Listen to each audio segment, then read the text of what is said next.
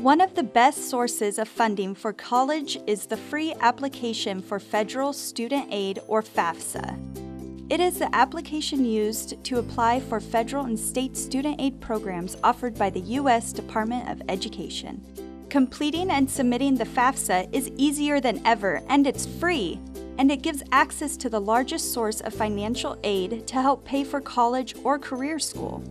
Federal and state student aid can cover expenses such as tuition and fees, room and board, books and supplies, transportation, or other related expenses.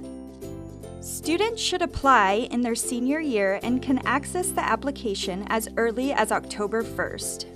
In California, students should complete the application no later than March 2nd, as it is the deadline to qualify for a Cal grant.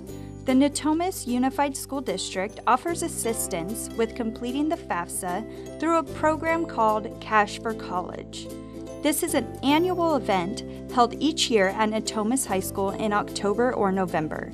Check with Natomas or Inderkum High School for exact dates. For the fastest and easiest way to apply, visit the official website at fafsa.gov.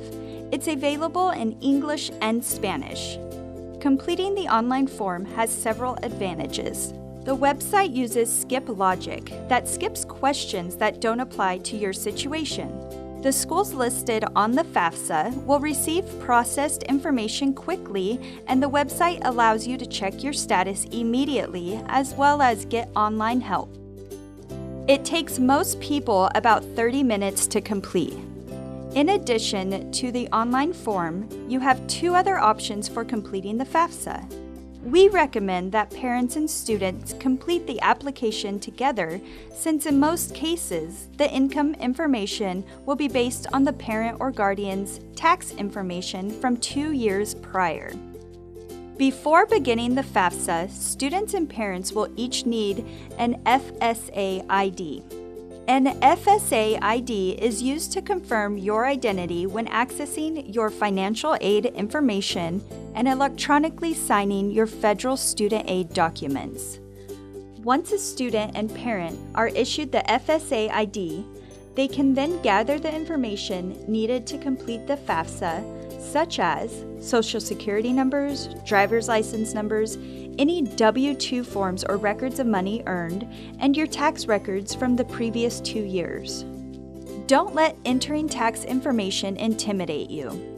In most cases, parents can use the IRS data retrieval tool that will automatically fill in the correct tax information directly on the FAFSA. If you are completing a FAFSA online at fafsa.gov, a Social Security number is also required to apply for a username and password called the FSA ID, which can be used to electronically sign your FAFSA. Most undocumented students are not eligible for a Social Security number. In these circumstances, students can complete the California DREAM Act application to apply for other forms of financial aid. The California DREAM Act application is available at caldreamact.org. For more information on this topic and to determine which form to complete, please visit the address on the screen. The amount of financial aid received is based on the income of the person or persons who currently provide financial support for the student. In most cases, it is the parent or legal guardian.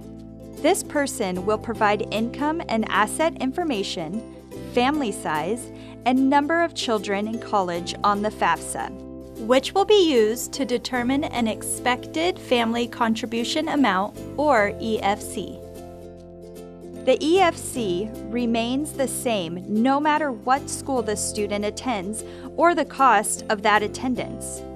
For example, if a school costs $20,000, and a student's EFC is $2,000, the student will be offered a financial aid package to cover the remaining cost of $18,000.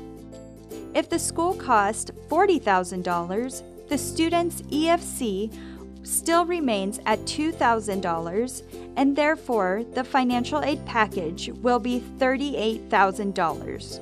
The more school costs, the higher the amount the financial aid package. When a student receives a financial aid offer, it can include 3 parts: grants, loans, and work study. Grants are free money, which does not need to be paid back. One example is the Cal Grant. This is frequently offered to students attending schools in California. The second part of the package are loans. Loans need to be paid back once the student finishes college and begins working.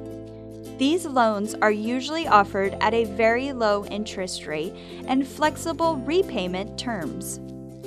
Work study provides an opportunity for students to work on campus and contribute to financing their education. Rather than receiving a paycheck, money earned is directly applied to the student's tuition or other expenses. Financial aid packages will vary from school to school. Therefore, it is very important for students to keep an open mind about expenses, as there is no way of knowing what a financial aid package will include until the student applies. Scholarships and private loans are 2 other sources of aid. There are thousands of scholarships available to students based on a variety of factors. Some are merit-based, some are not. Researching what is available and completing application requirements by deadlines are key to being awarded scholarships. Students who put the time and work into these can yield big returns. One word of caution, however, is to avoid scholarship scams. Students should never have to pay money to receive a scholarship. Check with your school counselor about suspicious offers. Most banks offer private student loans. Check with your local branch for rates and terms. Loans could come from the federal government, your state government, your college or career school, or a private or nonprofit organization. Do your research. Apply for any grants or scholarships you might be eligible for, and be sure to meet the application deadlines. Thank you for taking the time to watch this Parent University video. Please take a moment to help us improve the Parent University website by taking our survey listed below.